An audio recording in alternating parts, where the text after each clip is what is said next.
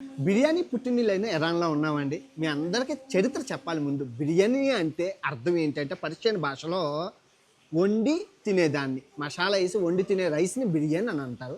So ఆ పదమే బిర్యానీకి వచ్చింది. సో చరిత్ర చూసుకుంటే బిర్యానీ పర్షియా నుంచి ఆఫ్ఘనిస్తాన్ మీదుగా, పాకిస్తాన్ మీదుగా భారతదేశం అయితే చేరుకుంది. అది చరిత్ర ఉంది. నేను 3 దేశాల బిర్యానీలు కూడా చేశాను. ఒకసారి నా అన్వేషణ ఛానల్ పెట్టి చూడండి. సో ఇప్పుడు బిర్యానీ చరిత్ర చూసేసుకున్నాం కదా. సో ప్రపంచంలో అన్ని బిర్యానీలు రుచి చూశాను. భారతదేశం నెంబర్ 1 బిర్యానీ. బిర్యానీ వచ్చింది, మీరు చూసుకోవచ్చు. అన్నీ వేసి ఇచ్చారు. బిర్యానీ బాగుంది. తర్వాత మనకి వీళ్ళ కళాత్మక మజ్జిగలోని గులాబ్ పువ్వులు వేసి ఇచ్చారు. గులాబ్ పువ్వుల మజ్జిగ. తర్వాత మీరు చూసుకుంటే రైతా ఇచ్చారు. రైతా పింక్ కలర్లో ఉంది. టేస్ట్ ఎలాగ ఉందా?